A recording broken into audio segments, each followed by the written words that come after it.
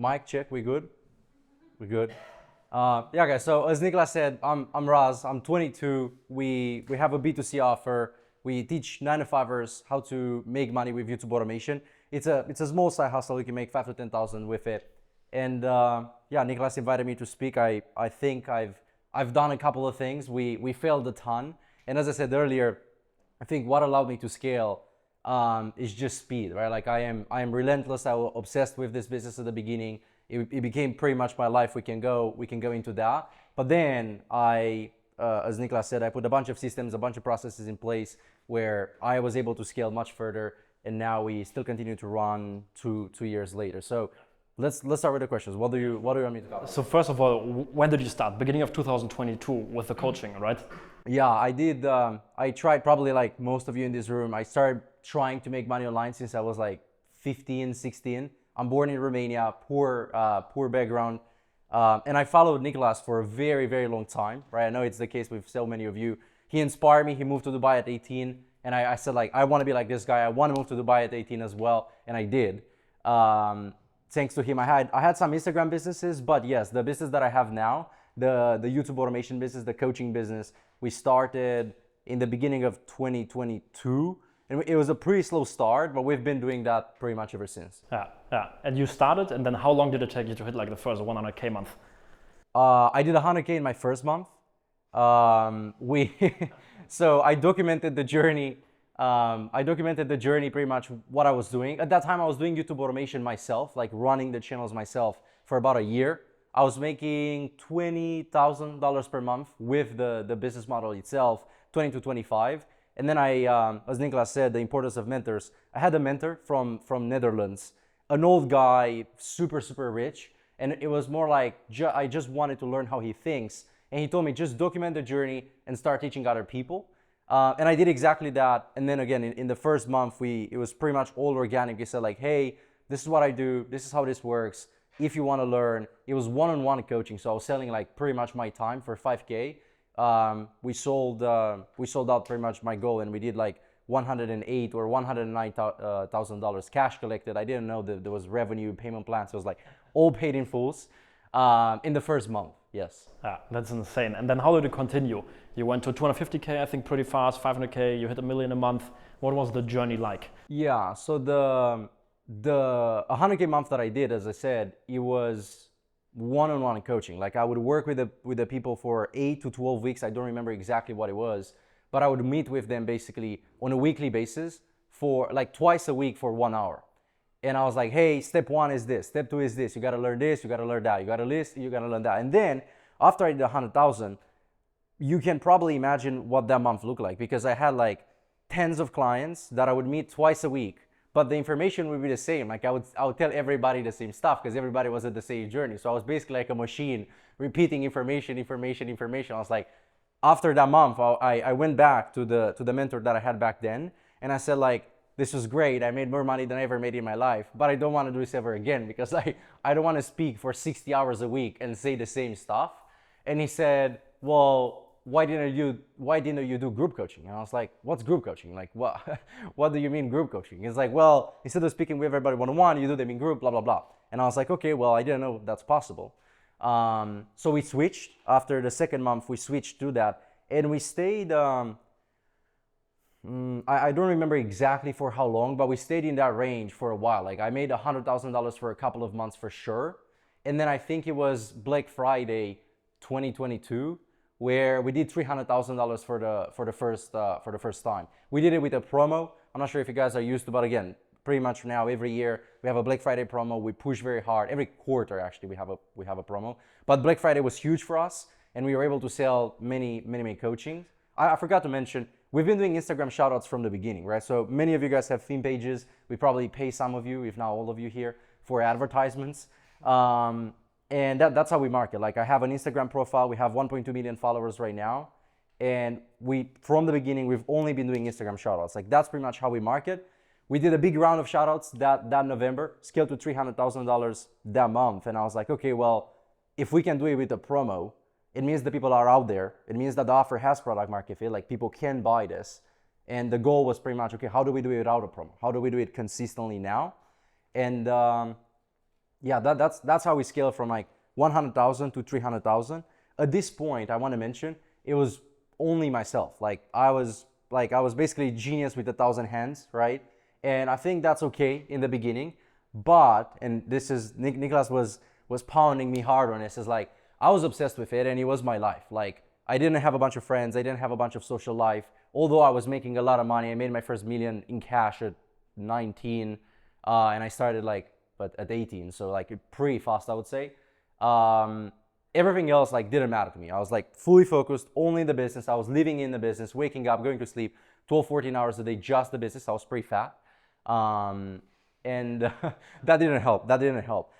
But then as soon as I got to $300,000 a month, I was like, it's possible more. And I always wanted more. I was like, okay, how do we go to 500,000? How do we go to 1 million? How do we go to 2 million? And I invested a lot into mentors, as Nicolas said. I paid probably over $500,000 into different coaching programs, masterminds, one-on-ones, paying people.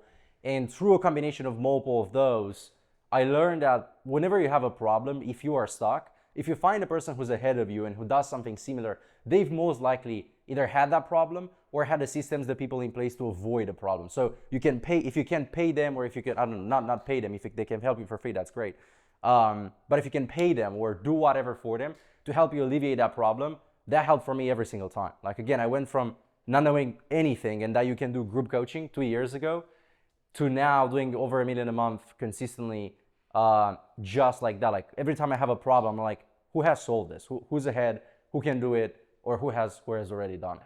I think that's one thing that's like that I also noticed when we met, like, I don't know, first time 3 years ago or something in person, and we were talking, and every time we met you mentioned, hey, I'm this new mastermind, I paid this guy $50,000, this guy $80,000, this guy $70,000. I'm like, what the fuck, why are you paying so many people so much money, right? I'm doing it less, like I need to catch up, I thought, right? And I saw how fast the business grew and like how, yeah, man, like you just build everything like step by step by step, and every month, I guess, progress, you always continued. But maybe for now, give people the big picture, like with the funnel, like what's the funnel like that you run? So you already mentioned traffic is Instagram influencer marketing, international market. The offer, I think you said, is $7,800, but at the beginning you started with, what was the price point, 3K? Yeah. So on the technical side of things, we've had pretty much the same funnel from the beginning. We run influencer marketing to the Instagram profile. We just pay pages to the Instagram profile. Now, in the beginning, on the Instagram, we were just selling in the DMs, right? Somebody mentioned here with the setters. We have setters in the DMs who book a call. So it was a book a call funnel. People would message us, set in the DMs to a call. And that was the funnel for the longest time ever. I think until 150,000 for like the first 6 months, I only had that. And then we added a VSL. We have a link in bio, which is a VSL. And that's the funnel to this day. It's like we pay pages, they come to the profile, we have content on the profile that's nurturing the people, and we have CTAs either through the VSL or through the DMs. Now, from the million that we do on a monthly basis, we do about 600,000 in the DMs. So that's still the biggest revenue source. We have a bunch of setters. I can talk on that if you want. How many sellers you have? Yeah. I think we have. We can do it later. Yeah. Okay. So big picture is this. This is the funnel. We also have an outbound setting team. So when you opt in into the funnel, we have a team calling you, and they set as well. That's the funnel. It's like people come to the page, they go link in bio, somebody calls them, or they book organically. They follow the steps, they book through the funnel. Or if they engage in a conversation, we book them on a sales call. We have a triage team also. So if you're not qualified, if your answers are iffy, we send you to a 15-minute chat first to further qualify. If your answer is good, I have $1 million I want to invest, you go straight to a sales call. We have a bunch of closers, close the deal, and that's it. We've only sold one product from the beginning. Like I only had one offer for the longest time ever, and it started at 5,000. And I told you a little bit earlier that we did promotions. Like every quarter we did promotions. Pretty much every year we've raised the price. Like we went from 5 to 5.8, then from 5.8 to 6.8, and now earlier this year we went from 6.8 to 7.8. So don't be afraid to raise prices, it's possible. Okay, cool, nice. And team structure wise, like what did it look like? How was the hiring process? You said at the beginning when you were making like 300K a month, you were doing everything yourself. Yeah. Like what were the first hires and how, step by step, how did you build the team? What kind of qualities do you look out for when it comes to people? Where do you hire them? Yeah. And then how do you manage the team? And what's the structure of the team now, like with setters, how many people you have, et cetera, et cetera? Yeah, okay. So I'm gonna take the time on this one because many of you guys here said, and I completely agree. The team is everything. What I learned and what's very important is that the team is gonna look probably different at different stages in the journey, right? So as I said, up until 300,000, it was just me, and every time I would face something like, oh, I don't want to do this, I would hire somebody. Like I was setting myself, I said like, I'm bored of this. I want a setter, hire the setter. We had a bunch of setters, we hired a setter manager. I was then closing. I was like, okay, I'm decent at this. I'm not the best sales guy. I want to outsource. I don't want to be on sales calls. We hired a sales coach. So it was pretty much like natural, like whatever you need, I would just hire a bunch of people without a strategy, without thinking about it too much until 300,000. Now at 300,000, it was another mastermind that I brought in, and the guy was doing 3 million. So I was doing like 10x my business at that time. And his team, I was like from the sales call to their delivery, I was surprised by how their good sales team was. Like I wanted to speak with him and I wanted to learn from him, but I didn't even get to him, and I realized like, oh my God, like these people, his team is so good and I have so much to learn from everybody. I was like, I want to have a team like that. So what we did over the next like 6 months again, November 2022 going into 2023, I completely restructured my teams and I completely went on like a rampage of reading all the books about hiring, management, leadership, and all that good stuff. And to kind of like tease it a little bit, we tripled. We went from like 300,000 to 900,000 in 6 months, just because I put the right people in place, right? So the team structure, how I built it then, it's pretty much how it looks now, just bigger numbers, right? So I'll tell you what we have now, and again, we can be backwards for there, right? First, we have 2 setting teams. As I said, we have a DM setting team. I have 7 or 8 setters at any given time. They're not from Philippines, unfortunately. We have the location doesn't matter. We have setters from all around the world. What I care about is that they're good and they have experience, right? We don't really this might not sound too good, but like we don't give too many shots at like young people, new people, like, hey, I want to learn, I want to this, I want to work for free. We don't do any of that stuff. We pay pretty competitive rates, I would say, and my profit margin has to suffer. But we hire the best setters that we can at all times. We have 7 or 8 DM setters, and I have a DM setter manager, right? Then we have, I think, 9 or 10 outbound setters that call the opt-ins, and I also have an outbound setter manager, which is different than the DM. We treat them as separate teams, right? Then I also have 2 triage guys, so 2 people who are qualifying if your application is not the best. Those people work under the outbound. So we look at the phone setting team. Whether they call you, whether they triage you, is the phone setting team, and we have a manager. That's on the setting side. Then moving forward into the process chronologically, closers, right? We have anywhere from 10 to 12 closers at any given time, and it's been a challenge for us to like maintain close rate and maintain consistency there. A setter manager, a closer manager right here as well. And that's pretty much, that covers the sales team. Also, this is, if you're probably already doing like, I don't know, over $500,000 a month, this might be relevant for you. We have something that I call a sales operations manager, which is really a glorified VA. It's like a higher level VA where they manage the calendars, they confirm appointments, and they do all this stuff. We remove the manual from the sales team because they're pretty unorganized. They forget to do things all the time. And we tried a bunch of things. We said, hey, let's just hire a person exclusively for this. And they do the housekeeping task, if you will, for the sales team, right? It's like their mother. It's a girl, and she takes care of them. That's on the sales side of things. Do you have any questions here? Do you want me to expand on this? We have about 50 people right now, which is way too much. I don't recommend, you don't need that much. I wish I could cut them.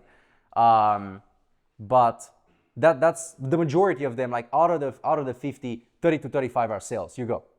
Don't you get like banned on the DMs? No, we use ManyChat. We use All of the setters are inside of the all of the setters are inside of the ManyChat? ManyChat. I think we have 1 or 2 of them on the profile that are replying to the poll votes, and to the stories. My setter manager told me like, hey, we need to have 1 or 2 people in here because I think ManyChat is not connected with something. But yeah, we only have 1 or 2 people on the profile. I'm not even connected on the Instagram phone, so it's just them. We try to limit the amount of people that are on IG because we saw that, I think it was like 6 or 7. We didn't get banned or any of that stuff.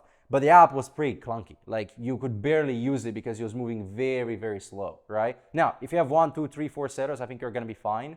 But yeah, everybody's on ManyChat right now. Do you have a system on the DMs, like how to structure, for example, the follow-ups and everything? Yes, and again, based on the people, I don't know so much of the ins and outs because the first manager that I hired was a glorified manager, basically, who was just a very like go type of person, and he helped us a little bit. But the manager that I have now, he is a star. Like he was a setter himself. He was a great setter, and then he went into management, and then we hired him. He is very, very specific, and he does a very good job. I don't get very deep in the ins and outs. Now, the process, it's pretty similar. We register their interest. We ask them what's their goal. We ask them if they try anything else, and then we pretty much propose. When it comes to the follow-ups, we are pretty aggressive there, and I think we follow up once a day or even twice a day if the lead is very qualified for 7 days, because that's when you cannot send more messages. How do we track what exactly?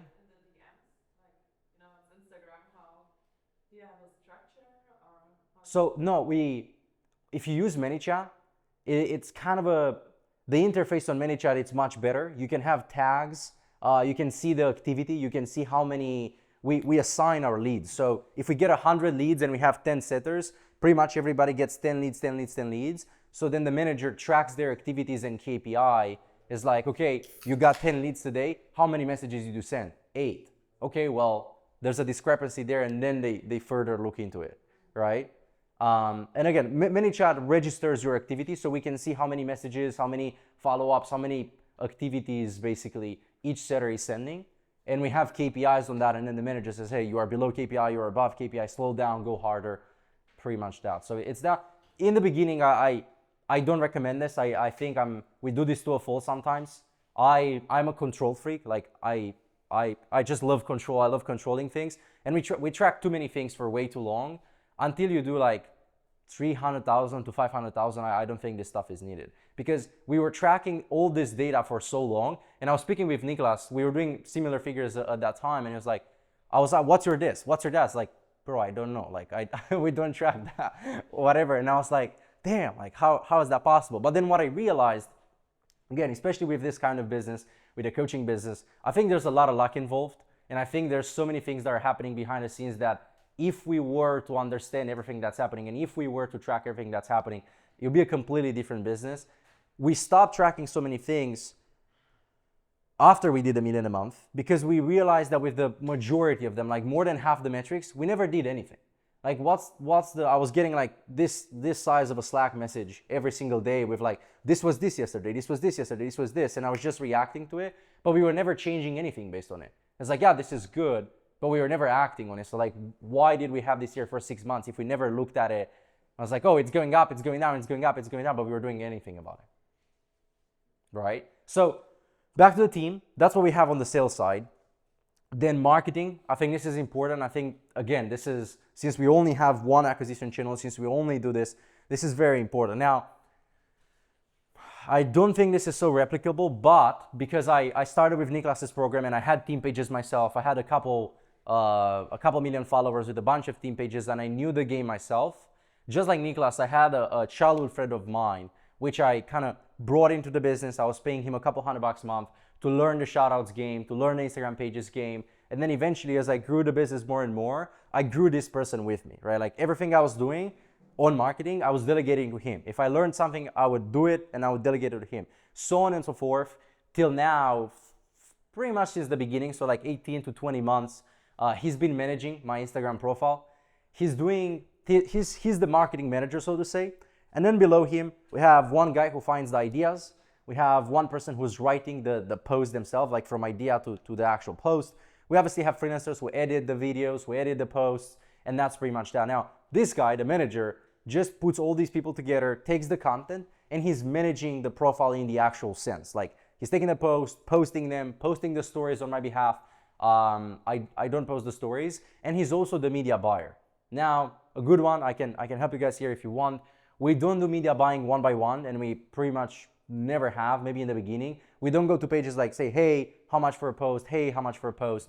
We work with, that's pretty much what they call themselves, like a media buyer in the actual sense. And we send them big checks once a month. and they say, hey, we have this 100 pages in our portfolio, we have these 200 pages in our portfolio, on which ones do you want to get posted and when? And we just manage basically that relationship with just one person instead of, I don't know, hundreds of people, right? So they work with them and we buy just from him. I can expand on this if you guys have questions. And we also have an email marketing person. Our email marketing is shit. Like we don't do enough money from it. We have a big list, we have all that stuff, but since we've never focused on it, it's not. Did you track how much you're doing from emails? I think we do about 10% of our cash. I think we do like 30, 35. Yeah, exactly. You should double down on emails. We started sending, by the way, for you guys, we started going from my business partner from the software, he's coming later too. He's been in the space for like 10, 15 years or something, ran ads for like Ty Lopez, Agora Finance. I think in the best day he spent like $4.5 million on ads. So he manages like big ad spend, he's in the whole affiliate world. So he was like, guys, why are you sending just once a day? Like go to 4 times a day, right? So we went from once a day, like daily broadcast, to twice a day, and like the cash just went up, like doubled the sales from email, right? And then I was speaking to Raul also like 2 days ago, and he was also like, yeah, with Dirk, you know, for like, I don't know, 6, 7 years, we're sending like 4 times a day, right? Emails. So we're increasing now too, and a lot comes from email. 100%. I think email is very powerful, especially if you have a list, like if you have, I don't know, 5,000 people, 10,000 people onwards, you can make a lot of money. Unfortunately, we don't do that. So that's the marketing. Then pretty much we have an admin team, but I like to keep the admin pretty small. We have a bunch of VAs. Let's start at the top. We have an operations manager who I work with directly, who reports to me and tells me like, hey, we have this, we have that. And then I just give him complete freedom, like, hey, tell me how much money you need to run this. I don't want to be involved. I don't want to hear about tech problems. I don't want to hear about we ran out of budget here, we need to renew this, I hired a good person that I trusted. I trusted based on experience. Like he had experience doing the same thing at another company, poached him into our company, and he's been running smoothly ever since. But again, we have a lot of VAs who do the admin task and and then we have this operations guy. Now, a big part of our business also, it's recurring revenue or like accounts receivable, AR.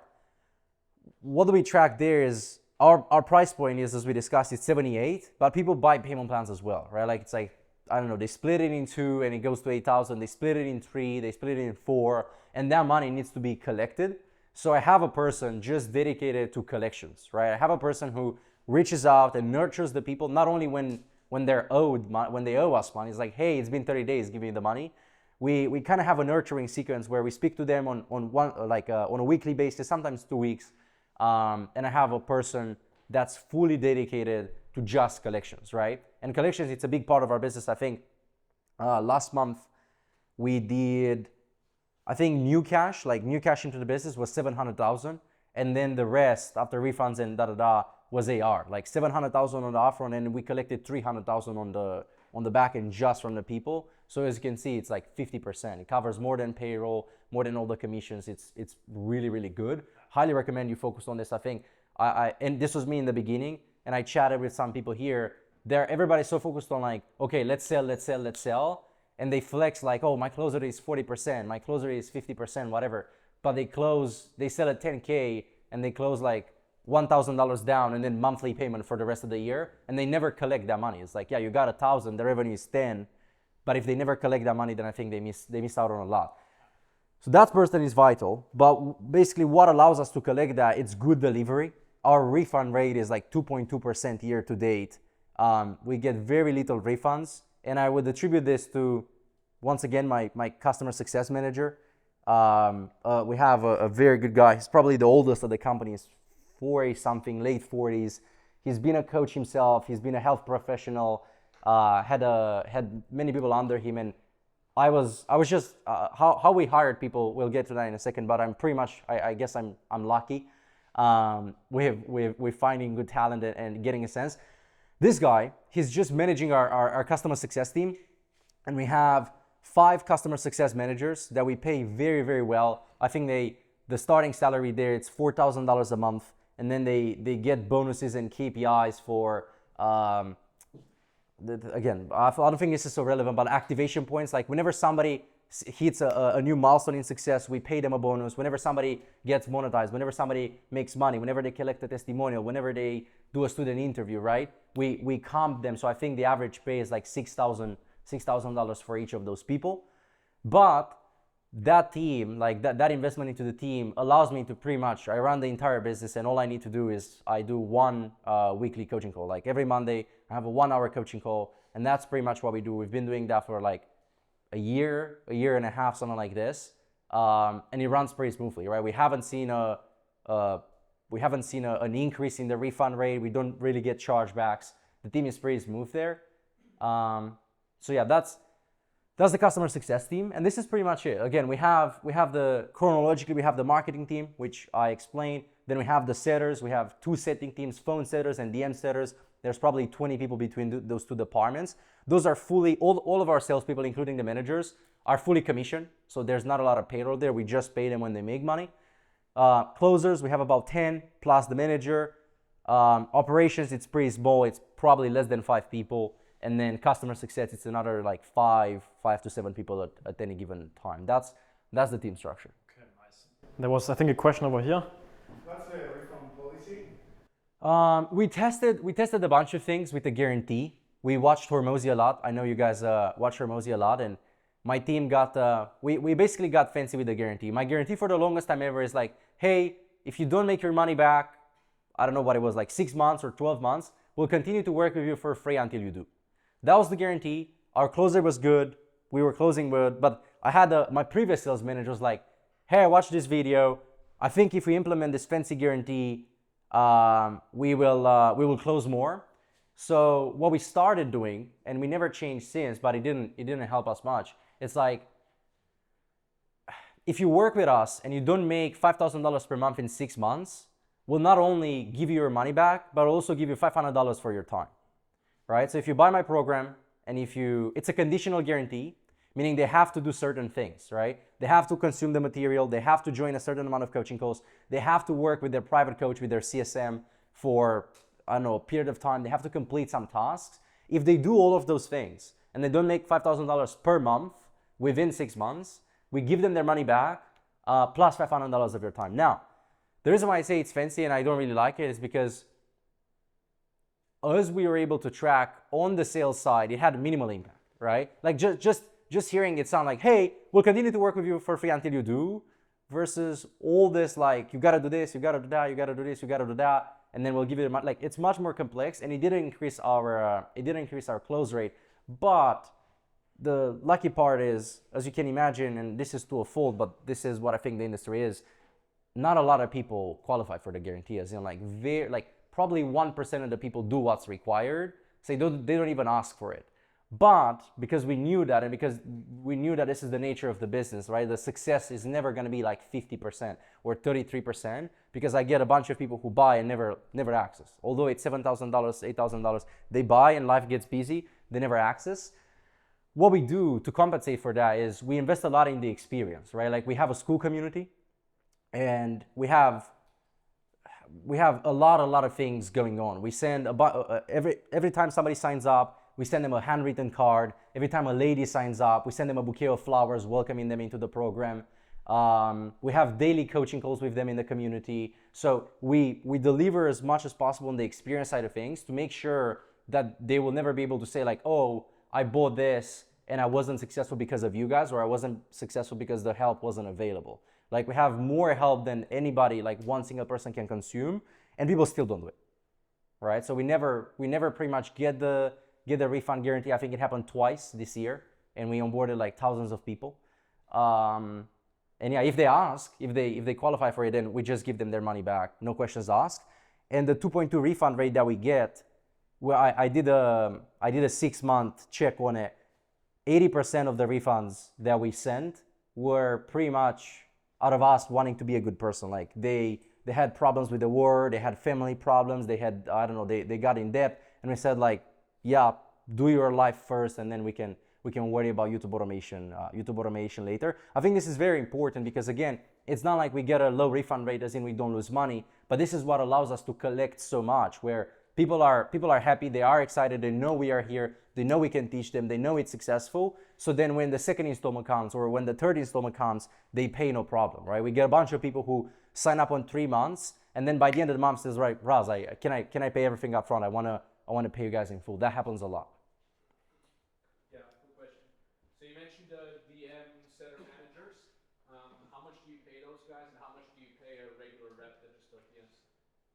That's a good question. A regular rep that just does DMs, they start at 5% cash collected, not only upfront cash, but recurring cash as well, right? So they start at 5%. If they have exceptional, outstanding results for 3 months, I think it is, for a quarter, they get bumped to 6.25. And then if they do it once again, if they beat their quarter and if they achieve a certain KPI, they get bumped to 7.5. So I know a bunch of people who, again, have Filipino VAs who do it by the hour for like $1,500 a month or whatever, and they make a lot of money. We haven't tried that because I think for us now, the cost of switching is very high. And we did a math. If I were to replace my entire setter team, which again has a pretty high compensation for a DM setter in the space, I would save $20,000 per month in bottom line, as in like in my money.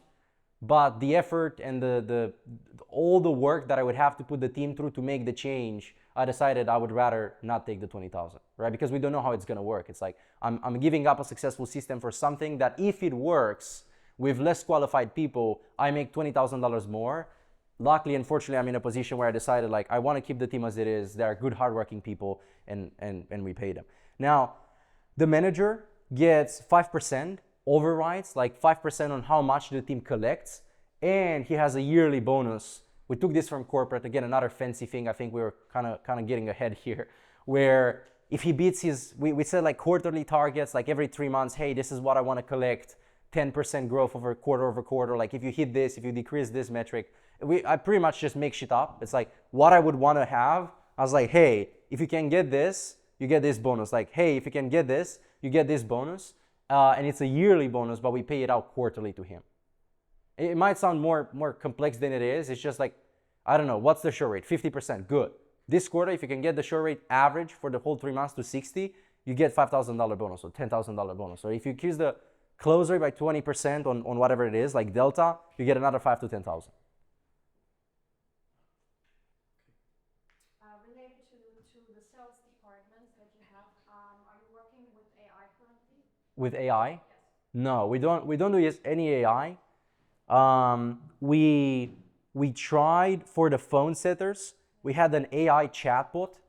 I don't remember what it was called. It was a blue one, something with blue and yellow. We paid the third-party agency, I think they were, to come implement it. And the AI was meant to like text people and call people. No, I think we didn't even get to the calling stuff.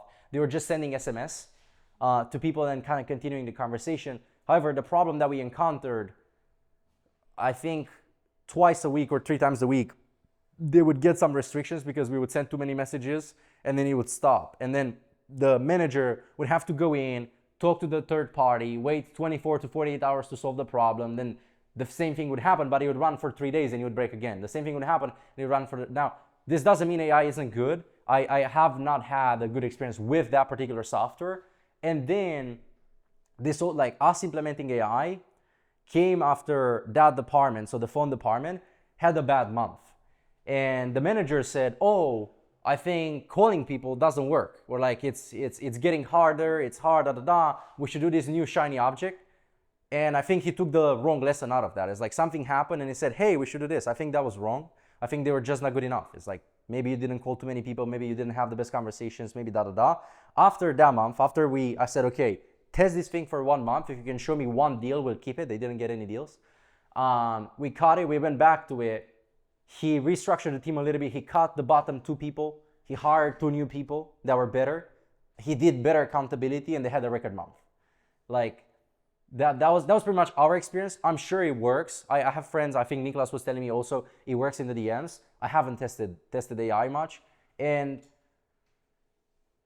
yeah, I'm also at a point with this business where I've seen a lot of offers and I've seen a lot of people scale further, like go from, and this was my goal for the longest time ever. Like I never told like, oh, when we are gonna do 300,000, I'm gonna be happy and I'm gonna enjoy 3, 5. No, I was like, I just want to do the next level. And even now, we've been at 1 million for like 6 to 9 months. We don't always do it, full transparency. I think last month we did 925 or 924, something like that. But we've been right around it for the longest time ever. And I decided that I like the business the way it is, and it involves so little of me that I pretty much can run it with like 10 hours of work. And if I would want to get it to like 1.2, 1.5 or 2 million, I think we're gonna get there eventually, like with time. Just having the managers improve, get better at what they do, get better returns on ads. But for us to get further and to scale further, we would have to do something new, like add another acquisition channel or build a back-end offer, which we are doing. So I'm more focused on that than improving so much of the nitty-gritty, because I don't want to be involved, and I don't want my weeks to be like, okay, for the next 2 weeks, I want to improve my short rate for 2%. What are all the things that we can do to do it? I have the managers do it. It's slower. It takes them months instead of weeks, but we've had good success so far with it. What would you say, like, top, let's say, 5 learnings? What allowed you to scale so fast? What were the key things, that maybe even mindsets that allowed you to go from 0 to $1 million a month so fast? Yeah, I think the biggest one, and although again, Nicholas likes to say that I've done it fast, and I think that... You think that you were slow? I think that I was slow because I don't do this enough, and I think, again, if you guys think I did it fast, I think we all think too small, right? It's like the amount of money, like if we take the amount of money that we all make here in this room, that's like 1% of the buyers that buy on Instagram, like, or less, right? There's so much money out there. There's so many more buyers that are buying crappier products, that are buying shittier products, shittier offers than yours. And yet, because, sorry, that's mine. Because we believe like, oh, well, a bunch of people do 100K, I want to get to 100K. A bunch of people do 500K, a bunch of people do 1 million, they go there. The biggest lesson for me was like, not to look so much, like obviously, yes, if you can find a person that's ahead of you, then just go and match them, right? I was 100K, I found a guy who was making 300, I just want to make 300. But then, okay, I'm making 300, this guy is still making 300, I need another guy. This guy is making a 500, copy this guy, 500, he's still doing 500, okay, next. So I think that was one of the biggest lessons. For every stage that I had, for every stage of growth, or for every problem that I had, I was looking for the persons, like who's been there, who's done that, how can I pay them, how can I get in contact with them, how can I don't know, learn from them to do the same exact thing. And this got me to $1 million a month. Like, you can definitely do this at lower levels, and I'm sure it's possible even further to do it. I would say that's been the biggest lesson, right? And that's what allowed me. Second, obviously people, but I know Raul is gonna speak maybe later more on people in leadership. I'm sure he has more people. There's so much about people, but the bottom line is like, you just need good people. Now, good people means a lot of things. They need to have the skill, they need to have the experience, they need to have the character. And we've gone through so many lessons with people where, my sales manager, for example, right? I think this is the second lesson is, a business can only grow until its closest constraint, right? So I think every business has 1,000 problems at any given point, but there is one thing that's keeping it stuck, right? Imagine you want to go from here to there. If you put 1,000 chairs in front of me, I have 1,000 things that I need to remove to go there, but unless I remove the first one, I'm not going to go further. So there's no point in removing the 10th chair or the 20th chair. I'm not going to see the result. So always trying to identify with the team and trying to understand with the team, what's the thing that's keeping us stuck? Or like, what's the thing that's keeping you stuck? Should we spend more money on marketing? Should we hire more people? Should we have lower refunds rate? There's 1,000 things, right? But if you try to fix them all at once, you're not gonna make much progress.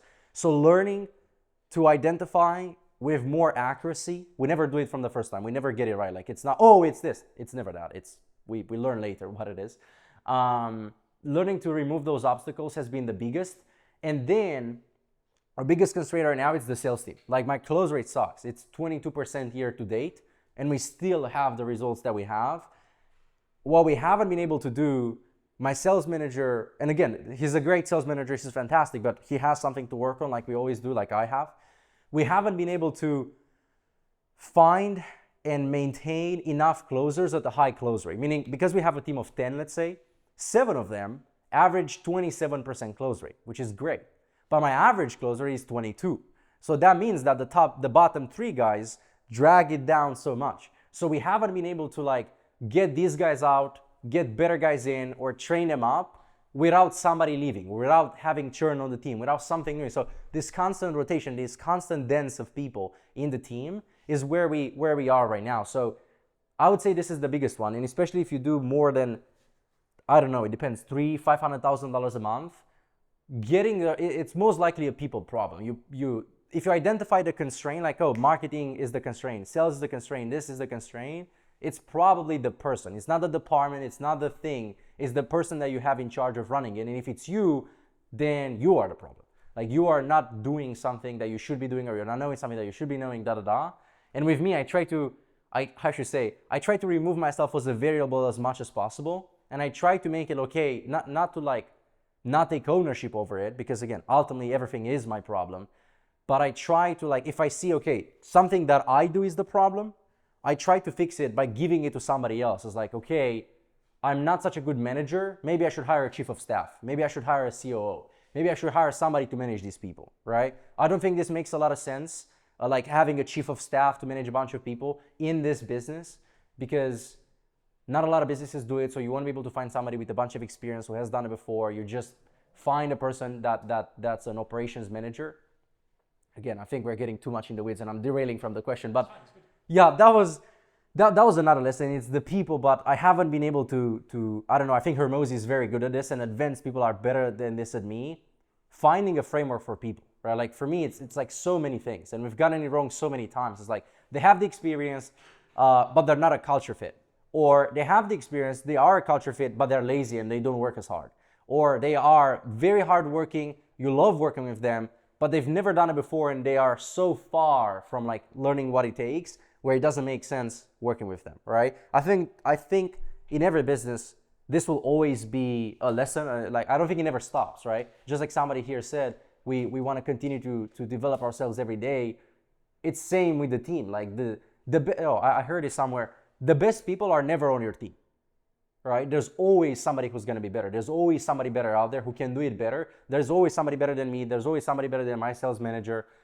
So constantly trying to get the team better has been a good one. But then a little bit contrary to the other side, and I don't want to confuse you guys.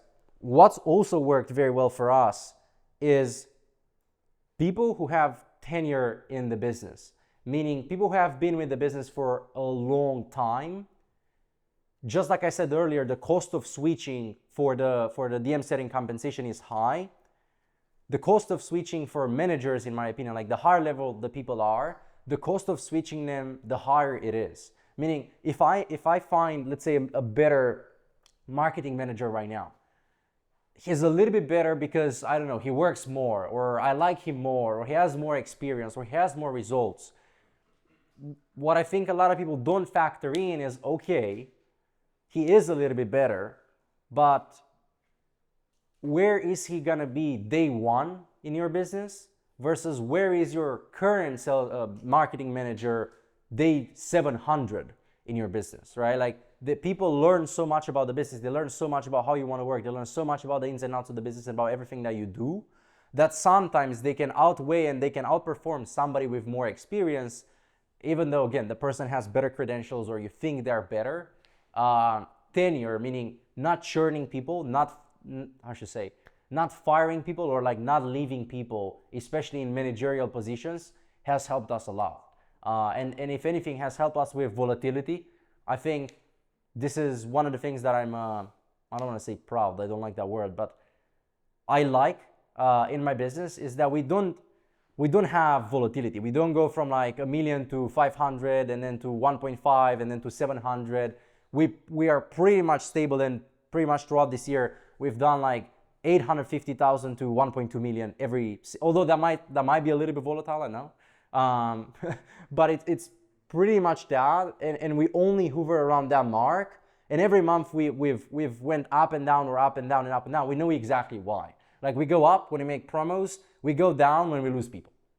All right? Like, if I have 2 or 3 closers that have been with the company for 3 months, we know that it's not going to be the best month, because we have to replace those people, and the people that come, even though they might be superstars, it takes time to learn the offer, it takes time to learn the pitch, the process, the prospect.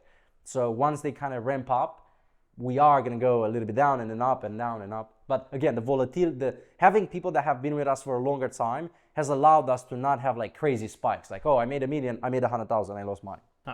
Nice. Mindset-wise, what would you say is the attitude that got you to where you are now? To sum it up, maybe, I know you have a call in a couple of minutes. You got it. We have time. Okay, easy. Mindset-wise, what was your mindset from the beginning on? You said one of the mindset, for example, was you hit 200K a month, 300K a month, 500K a month, but you always continue. You never really set it as a goal. You always kept moving forward. How does that look like? What do you think is like an attitude or that got you? Yeah, I think, and I learned this recently. I think it's very important, especially for us men, right? And not only in business, to know what we want. Because if you can stay true to knowing what you want, mindset and like the way of getting there, you make decisions better because you can ask like, does this align or does it not align? So now on the mindset side of things, what I wanted and what I still want for the longest time ever is I just wanted to grow. I just wanted to make more money than I made before, and I wanted to make as much money as possible. Like that was what I wanted. Okay, you can shut it down. We have time, don't worry, we have one more hour. I wanted to make as much money as possible every single month, and I wanted to grow continuously. Now, I also knew that I'm willing to sacrifice literally everything else for it. Like I wanted nothing else. I just wanted that. I didn't want the lifestyle. I didn't want the car. I didn't want the watch. I didn't want friends. I didn't want, I had a girlfriend and I still have her. But I didn't want anything else. And knowing what I want, knowing that I just want to grow and everything I do should be towards that, allowed me very, very easily with the mindset because it was just focused, right? Like I was just extremely focused. I didn't travel for the longest time ever. I didn't do any of those things. And I was completely focused on the target. That was pretty much the only mindset I kind of took on board, that I thought about. Is like, what do I want? And then asking is like, is this thing that I'm doing right now, like, is you being here aligned with what you want? I'm not a very, I don't know, woo-woo spiritual person, so I don't do a lot of that stuff. Yeah, it's also one thing I think, when we met and stuff, like you are always so focused, on point, just working on the business. I think dedicated as fuck, right? Yeah. Like strict schedule, 10 p.m. in the bed, blue light blockers, like in this direction, right? So what would you say, like how many, I think now you work a little bit less, right? Yeah. You also enjoy life and travel. Yeah. When you started, and for how long did you work? How many hours a day, and how strict would you say was it? So from when the first year, from 0 to 300,000, the business was my life, as I said in the beginning. Like I had absolutely nothing else, and I'm not joking, like absolutely nothing else. Now, by the way, I'm not saying this is the only way. This is probably not the smartest way to do it. This was just the way I knew at the time, and this is what worked for me, right? You're already in this room. You can probably do it better and faster just by talking to the people in this room, but I didn't have this room and I wasn't in this room back then. So for the first 12 months, I just worked. I did all those things. I had a very strict routine every single day, the same stuff. I was eating every single day the same stuff. Now it was bad, and that's how I got fat. I was eating a lot of bad food, but I was very regimented. It was like military to its finest. And then it was when I don't remember exactly who he was, and I wouldn't want to give his name, but I saw somebody who, this might sound bad, but I think we can say it, who I thought was not as smart or as intelligent as me. Bottom line, I didn't like the person. But they were making more money than me, and they were doing none of this stuff. They didn't work as hard. They didn't have all the routine. They had the life. They were traveling. They were this, da. And I was like, how? Like I work all the hours that I got. Everything that I have on my mind is work. How is this guy making more money than me? And funny enough, although I had a lot of ego, like kind of putting him on a pedestal, I crushed the ego and I asked him. I paid him a bunch of money, and I told him exactly this. It's like, bro, how? Like, why? And then he introduced me to people. Like he told me, like, I just have people. I've been where you are. He's done the thing, which is why I think it's important to go to stages. And then he hired the people. He removed himself from the business, and now it's like, well, I get to do whatever I want, which is the position that I'm also in right now, where because we've had managers that have been with the company for a long time. I was hearing Phil speak at the dinner last night. He was like, I record a VSL and then I give it to the editor. It's like, now when is it done? Like, what's next? So I removed myself from the business now, but for the longest time ever, I was very, very regimented. I don't think it's needed, but if you know you are not a very, how should I say, disciplined person, what worked for me very well, although again, I think I am disciplined because I'm a control freak and I like everything to be done my way, and especially in my life, is just like removing stuff. Like don't have Instagram on your phone. Don't have 10 chicks DMing you every single hour, because it's much easier to work if you don't have them messaging you versus having them messaging you and you not choosing to respond, right? Like just eliminating as much as possible and as much as the stuff that you don't need from your life just leaves you with more time, and then you have a choice. What do you want to do with your time? You can either bring the shit back or you can work.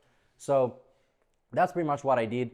Now, what I do with the business is I meet every day for 30 minutes with my team, with my managers. So we just have we call it a huddle. We just meet every day. They give me their wins. This is pretty much the meeting structure. They give me the wins, like give me the win. What was good yesterday? What did you win yesterday, business and personally? Then we have like a numbers tally. We have a few core metrics per department, where it's like, how much cash did we generate? How many sets did we book? How many student wins did we have? How many interviews? Like each department has like 2 to 3 metrics that we track. They report to me on those every single time. And if they are red, oh, this is another good one, projections. I think a lot of you guys don't do projections. I'll tell you about it. And if they are not pacing to projection, meaning if they said they're going to do something at the end of the month, and right now they are not on track, they also have to tell me, what are you doing to fix this? It's like, hey, you said you're going to make $1 million this month. You're pacing 500,000. What are you doing to go from the current pace to what the man is going to be? And they just report to me on that. And I asked them, it's like, good. Okay, that's the win. That's the lesson. Those are the numbers. What do you need from me? It's like, do you need something from me? Do you need me to record anything? Do you need me to hire another person? Do you need me to fire a person? Do you need me to raise the budget on something? Like, I just asked them, what do you need me to do? And if they say nothing, then it's like, well, okay, if you don't need any help, it means you can do what we said we're going to do, right? This is pretty much, if you don't need my help, you are here. This is your job. I expect you to do your job. And that's what you do. I spend my time I try as much as possible to do things that nobody else can do at the company. And although Nicolas told me to do this a long time ago, we just launched the mastermind. We did $300,000 in revenue in 3 days.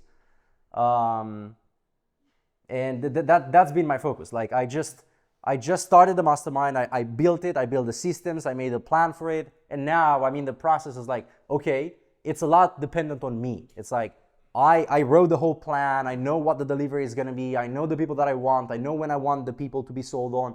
And what I'm going to focus now this month and probably next month is going to be, how do I repeat the same process? How do I put systems and people in place where I'm needed as least as possible, and I can replicate what I've done with the core offer, where it's like, hey, I almost see it as it's another offer, so we could say it's another business. Like, what do you need from me for the mastermind?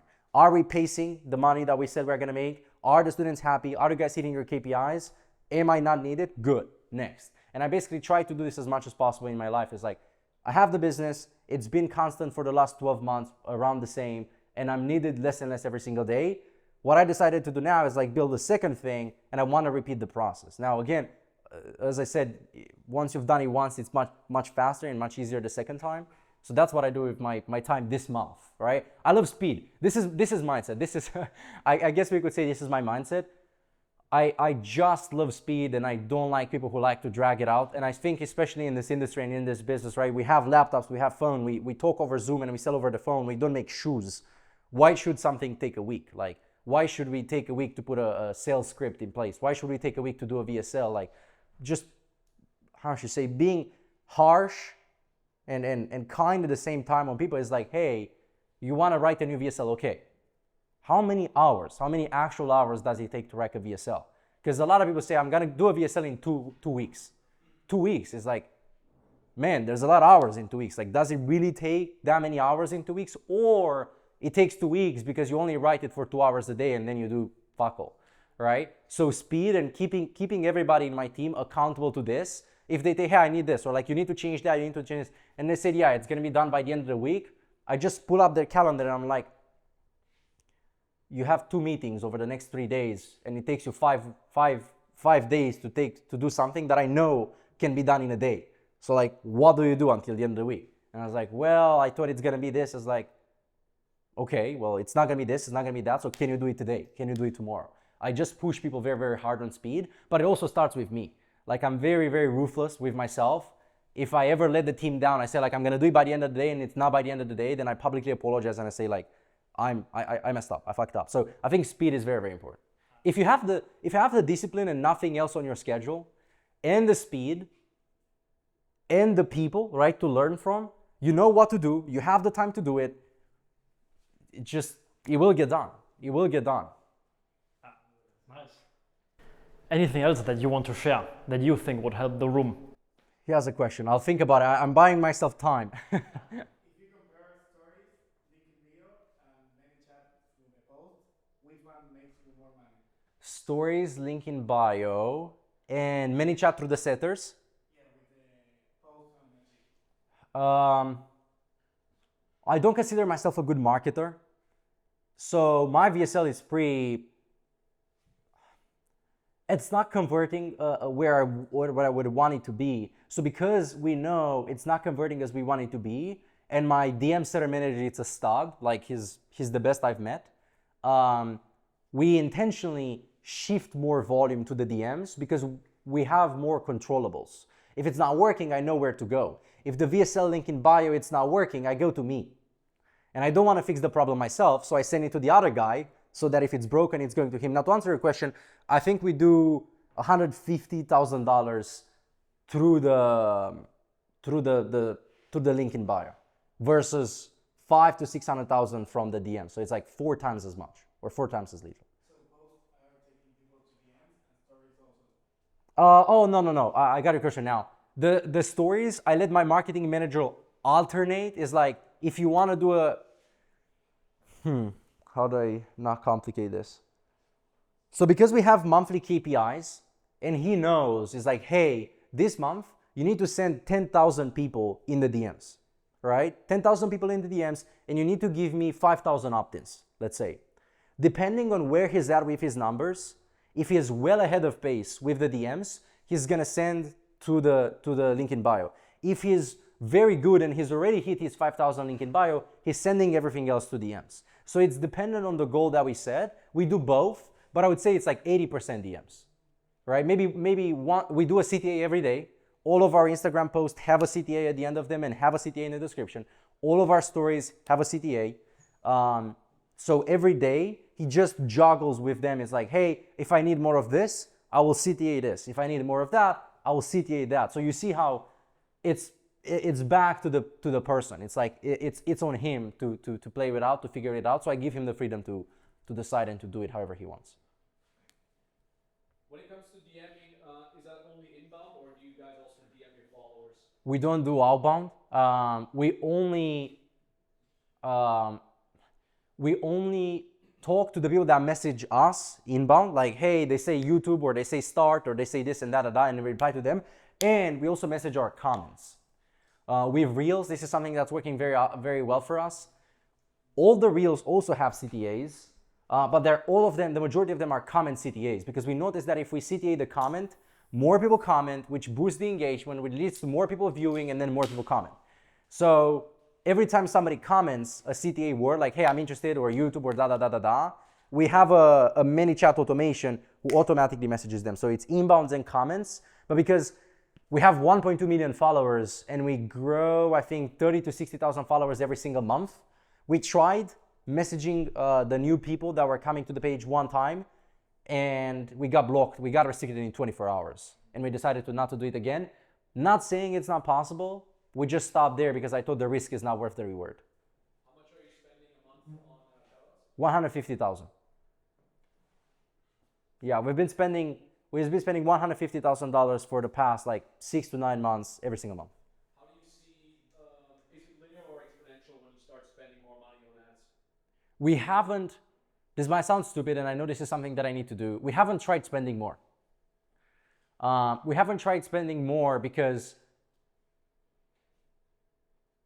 Well, you didn't start at 150K a month ad spend, I suppose. Oh, okay. Yeah, so ask me again then. So when you look at the different stages of how much you spend on ads every single month on these shoutouts, Yep. how was the growth correlated to that? Did you see from a certain standpoint it was exponential? Did the curve flatten out? Like the more you spent, the less ROAS did you get? Or was it always rather linear when you say, whatever, per K that you spend, you got 4x, 4x? That makes sense. So what we try to do, we try to like grow and then stabilize, right? Like think about fitness is like we try to put on a little bit of muscle, but then we try to shred. We try to put in a little bit of muscle and then we try to shred. Meaning, I don't remember what we spent with, but obviously it was a growth part. My my stick and my dictator, if we know that marketing is doing good, it's 4x upfront cash. Like that's the return I want. I want to get 4x upfront cash day one on the ads, right? Meaning if we spend 150,000, I expect at least $600,000 in cash collected upfront that month. If we are getting more than that, then we could, from a marketing perspective, spend more because I'm okay with 4. If we got 4.2, good. Let's see, I don't know, this is how we went to 150, right? If we spend 100,000 and the return was 5, okay, go do more. Go do 120, 140, 160. If the return was lower, we said, okay, pause at this level, give me the return, and then go spend more, right? So if we spend 100,000 and we got 3, I was like, okay, well, I wanted to get 4 at 100,000. So get 4 at 100,000. Once you get 4 at 100,000, we go to 120. You spend 120. How much do you get? 3.8. Okay, I want 4. Go to 4, and then we went to 150. We went to 150. You get 3. Okay, give me 4, and then we can go further, right? And this, I don't think this is the best strategy, especially if you want to grow faster and if you want to increase. This is definitely not the best strategy, but I wasn't optimizing for speed with the growth there. I was just optimizing for consistency. I didn't want to have months where I made $500,000 in profit and then next month I make $100,000 in profit. What increments did you increase it?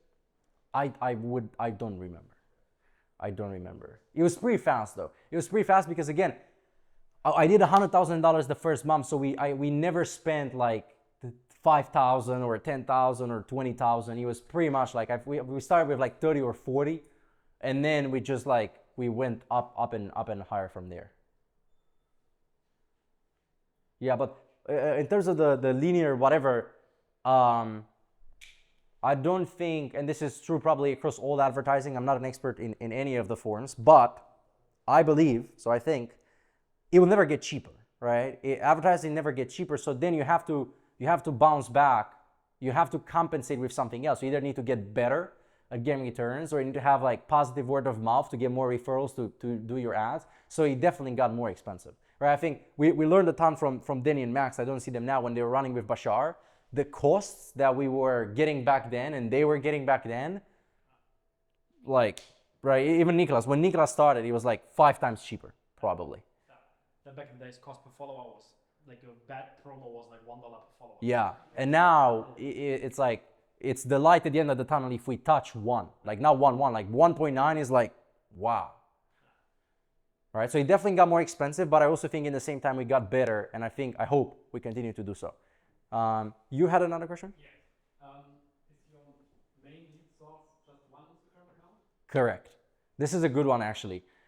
So because we've only done Instagram shoutouts, I wanted to maximize it as much as possible. So I was like, I wanted to do as much as possible. And I'm not sure if this is valuable for you guys, but I'll share it because we spent a bunch of time and I spent a bunch of my money on this. We have one Instagram profile right now. It's called Razvan and we've been running on this one since the beginning. However, at multiple times throughout the journey, we said like, well, what if we would add a company theme page, right? Like my company's called Grow Channels. We made a Grow Channels theme page and we tried adding the same stuff. We tried saying, okay, well, we'll run ads to the page and we'll play the same system. I think we gave it 3 months and the cost was so much higher and the conversion was so much lower that we decided not to do it. Now, does it mean it wasn't possible? No. But it was definitely much, much harder than I expected because we had basically two monsters to beat. It's like, number one, it's much more expensive. So I need to get the cost down. Marketing needs to get much better. And it's a new thing because it was different. It wasn't me involved anymore. And then 2, the people aren't converting as well. So I need to fix that as well. I need to get the people to show up more. I need to get the people to close more. And we realized it's like, okay, well, if we fix this, if we take the next 3 to 6 months and if we fix this, how much money do we think this is going to make? 200-300K. Well, okay, if you factor in profit margin, it will basically, we didn't have the bandwidth to do that and to grow the main thing at the same time. So I said, okay, we can stabilize here, we can focus on this, but then we decided it's not worth it. We decided like there's more growth on Razvan PBE, so let's stick to what works. So we tried a company team page, we tried a company page, we tried buying a team page. I flew in person to a guy to buy a team page. I bought the team page for like $30,000 or $40,000, and we tried the same stuff. I think Niklas has pages, and he's doing it successfully. And then we also realized the same thing. It's like, man, it's almost like another business, because now you have to run the team page. You got to grow the team page, because if it's a dying team page, it's not going to convert. So then we kind of needed to get like 1 or 2 people for that. We needed to learn the content strategy for that page. We needed to grow that page with shoutouts as well. And the conclusion that we came to is as well, we are better off putting the money back into Rouse 1 PB.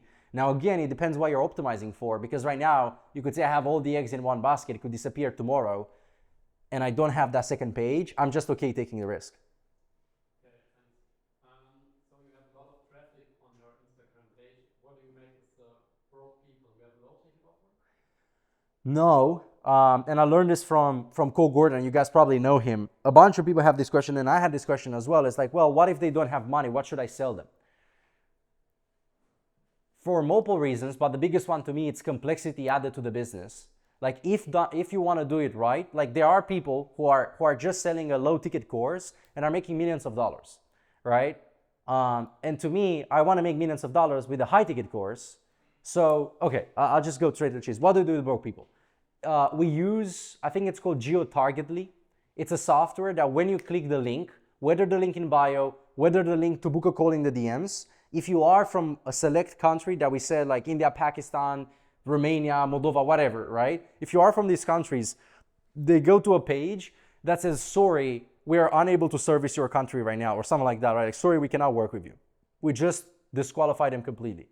In case you want to add more complexity to the business, so we have the low ticket integrated. For us, it works well. Yeah. But if you want to keep it simple. If you, I think anybody can build it in like 1, 2, 3 months. You can build a low ticket, and we had a low ticket. I had a $47 low ticket and a $97 low ticket as well. That again, I was sending these broke people to. Now, because I wasn't focused on it, I was like, hey, I'll use this for restaurant money. I'll use this as pocket money. It was making me $10,000 a month without me doing anything, just by having it there. But what was happening, because again, I wasn't focused on it. I didn't have a real team. I didn't have a support team or anything. The people that would buy that program, because they would be broke and they would bet a lot of their net worth, let's say a lot of all the money that they have on the program, what they would do, they would go on my Instagram post and say, your course sucks. Your course is bad. Your program is this. So then we factor in, it's like, well, I make $10,000 a month from this thing, and it's costing me, if one person that would have bought my high ticket $7,800 thing saw that comment and they got turned off because they didn't know it was the cheap program, it's like, this guy wants $7,800 for this course, and Munjabi from Pakistan said the course sucks. I'm not gonna buy the course because Munjabi said it sucks. So now I pretty much just like, I added the negative feedback, to which everybody gets negative stuff. I added the negative stuff to the business for $10,000 a month that wasn't worth it. Now, I think low ticket works. I just didn't do it right. And I didn't want to take the time and all the stuff to build it, because I think it's unless you have a specific, a dedicated traffic source like Niklas does, where they started running traffic to it, and then you ascend people and you create another funnel for it, I think it's not worth the complexity. Right? Because again, I was making $1 million a month and the low ticket was bringing in 10,000. Right? Like very, very little. One question about your outbound phone team. You catch the number in the opt-in from VSL? Yep. Yeah. When they opt in, it's like, what is it? Name, email, phone number. And they cannot opt in without the phone number. I'm not sure if you know, like, you can make it conditional where it looks like it's required, but you can let them opt in without putting the phone number. But everybody does. Like, we don't let people opt in without the phone number. Do you nurture people in the DMs so they just book the call and you send them a video that you gotta watch before they hop on the call? Yeah. We have a... Yeah, so what do you mean nurturing the DM? Well, basically, hey, you just booked the call, you gotta watch this video. Oh, post-call, post-booking. Exactly, they just booked it before they hop on the call. Post-booking, we tried many things. I learned this from somebody else as well. What works best is like give them one thing. A lot of people say, hey, before your call, just before we get ready for your call, can you please watch this, go to my website, give me a review, watch my YouTube channel, and make sure you do this? That didn't work for us. Instead, what we did, I took all of those things, I took case studies and student results and I put them in a video. I took an explanation of the business model so they understand it better and put it in a video. So what we have right now, I think it's a 10-minute video that we call homework. It's like, hey, before your call, make sure to watch this video. It's gonna make sure you are best prepared for the call and it's gonna help us hit the ground running. And we send them only that video. And we actually tracked it. The people that watch it show up much more and close much more than the people who don't watch it. How do you get people from like a phone to like a booked call? Sorry, say again. How do you get people from like a booked call? Like, do you send them the VSL in the DMs, or like how do you do that? No, it's just we don't send in the VSL in the DM, although that is a framework. Do you do that, Nicolas? Yeah, we send the VSL. Yeah. First message is like, hey, here's the free training, then continue. By the way, what's your name, where you're from, and then the script continues. Yeah, so that is a framework. You can do that. What we do is the first question you ask them, where are you from? Because if they say, yeah, so the first question is automatic. ManyChat asks them like, hey, thank you so much for commenting, or thank you so much for engaging. Where are you from? Or like, where are you located, just so we know we can help you. And if they say, one of the countries that we don't want to service people from, India, Pakistan, whatever, the conversation is automatically moved to a folder that's like, do not touch, like do not engage, and we never get back to those people ever again. So that's just what we do. Then, if they are from a good country, the setter comes in and they continue with like, oh, what got you interested in YouTube automation? Or like, what is it that you do right now? We ask them a couple of questions, and after they finish the framework, after they finish the questions, they're like, that sounds great. We can get you to $10,000 per month for YouTube automation. Book a call, right? This is not a script. Don't do this, but. Do you ask for budget in the DMs? Like minimum budget? No, we don't ask for minimum budget. And you straight send them to book a call, and then it's a triage call, or sales call immediately? No, this is actually a good one. This is complex, and I probably wouldn't do it this way if I could build it from scratch again. But again, it's one of those things that if you change the sales process when a company does $1 million a month, it can end up badly. And the upside, we are not going to double because of it. So I don't do it. But the reason why we don't ask for the budget in DMs is because the application is pretty harsh, right? Because we service 9 to 5 people, and targeting with Instagram shoutouts, it's not like you cannot choose like, oh, give me busy professionals or give me this. It's like, give me everybody, right? We do the filtering at the application level, not the setter. The setter does the same questions for everybody, and then they send them to an application. And the application is harsh. Before booking the call, you send them to the application? Yeah, so like Through DMs, that makes sense. to DM, it's like DM through the application, and then the application asks them a bunch of things. What's your occupation? How much money do you make per year? When are you ready to start? And then the last one, it's harsh. It's like, based on thousands of successful students that we had, we realized that we saw that YouTube automation requires $5,000 to $8,000 in capital to start. Where are you with that financially? Like, are you okay with that? Well, I don't know what the exact question is. And then they're like, yes, I have the money. Yes, I have access to the money. And no, I don't have the money. And based on what answer they give, not only to that question, but to the entire application, which again, it's way too complicated and I don't recommend you do it like that. We either disqualify them if they say like, I'm broke, like I'm unemployed, I make no money, and I want to start next year. We completely disqualify them and say, hey, sorry, we cannot help you right now. If they're like iffy, if they're like, we grade the application. So we give them the application a score from 1 to 4, right? So depending on that score, they go again. They either completely disqualified, they go to a triager, right? They're like, okay, we are not sure if this is a good lead. Let's get more information. So then they're redirected to book a triage call. Or if they're a millionaire and they're ready to start tomorrow, we put them straight to a phone call.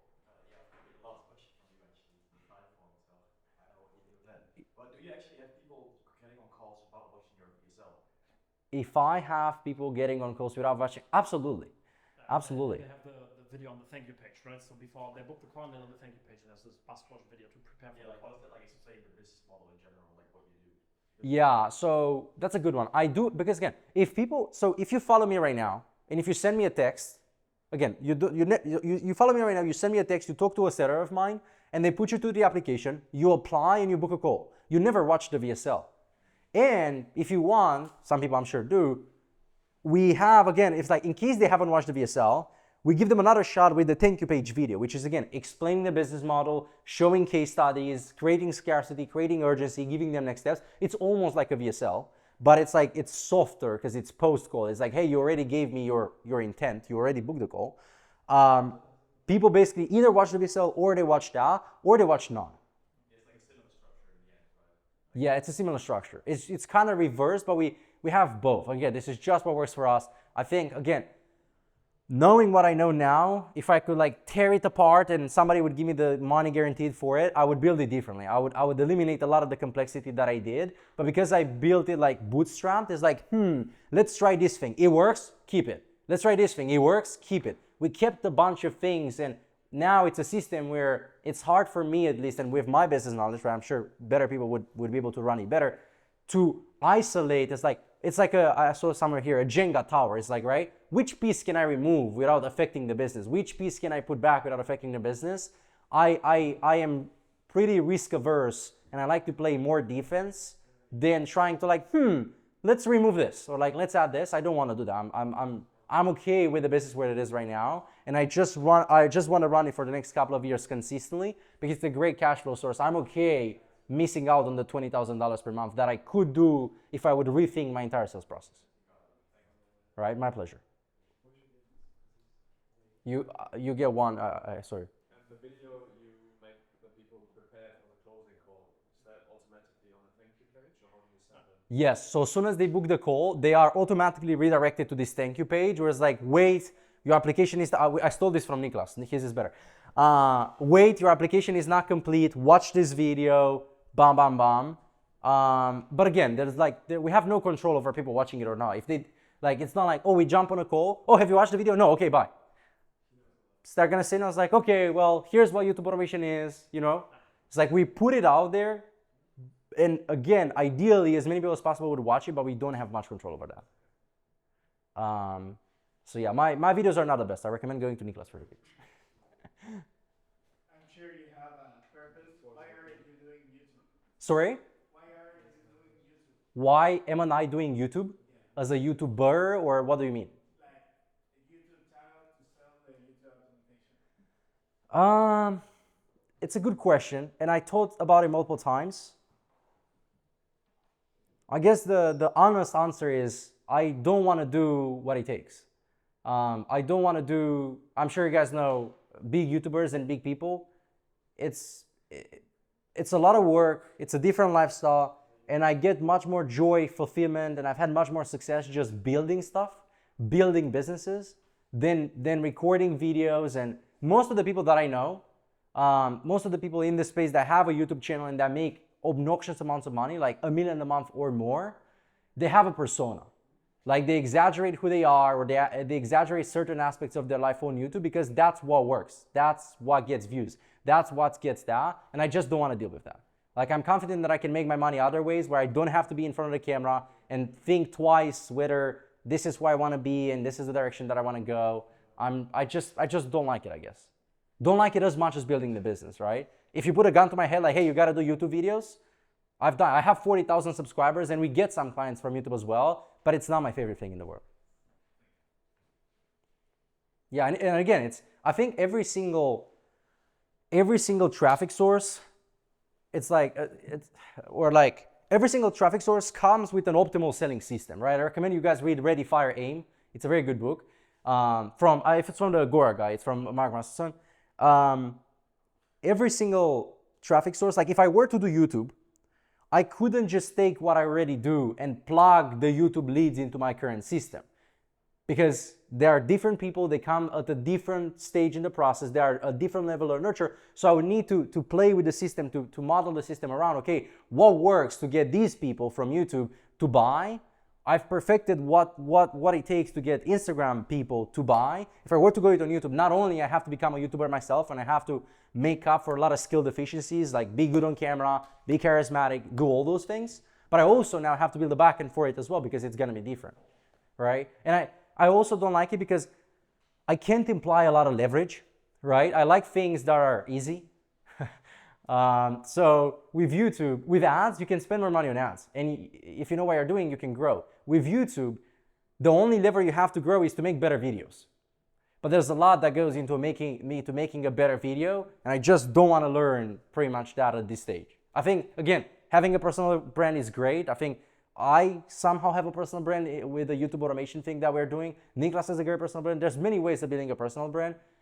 YouTube, it's a great way, but it's not for me at this stage. This is also another lesson that I got, guys, because again, when Niklas met me, I was probably a completely different person. I learned that for me, I just like living my life in stages. So I decided like, hey, this stage of my life, this is what I want to do. Like, I just want to become jacked, and I'm going to dedicate the next 3 to 6 months, and my only goal is to get jacked. Okay, now that I'm jacked, it's much easier to maintain being jacked than to build being jacked. What do I want to do? I just want to build a house. I just want to start a family. I just want to start whatever. So I choose one thing at a time that I focus all my time, energy, and money on. And then I just go all in on that. And then when I hit it, I just put it on like maintenance mode and I choose another thing. This has helped me very, very well because I chose the business first. Then my second goal was like, okay, how can I not be fat? Like that was the second stage. And for 3 months, the business was second. I was like, everything I do every single day needs to make me less fat. And then I did it in 3 months. I said, okay, I'm happy with how I look now. I'm a decent human being. I can choose another goal and then another one. So that helped me a lot. Rather than like, I want to be in the best shape possible. I want to be the best boyfriend possible. I want to be the best business guy possible. I want to be the best friend possible. Like all those things, I just like playing this game in my mind. It's like, well, if I go against somebody, let's say in the gym, right? Who we have the same experience, we have the same level in the gym. If that's the only thing I focus on, if that's the only thing I concentrate all my life, my money, my resources on, and this guy does 10 other things, right? He has a big family, he has a big business, has a big thing to run. I just like the idea that I'm going to beat him. Okay. I think it was an amazing speech. You guys will have time to speak to Razvan in the breaks and stuff. Man, it was really amazing. Thank you so much. It's the first time I've done this, so I appreciate it, guys. I appreciate it.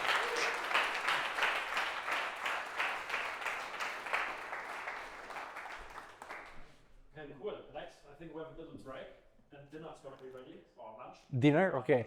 Lunch is ready in 20 minutes or something, and then I think in like 1 hour 30, we'll start again with the next round. And yeah, enjoy guys. Thank you so much, guys. Thank you so much. It's Razvan PB. No? They took me down? It was really amazing. Thank you so much, bro. Appreciate it.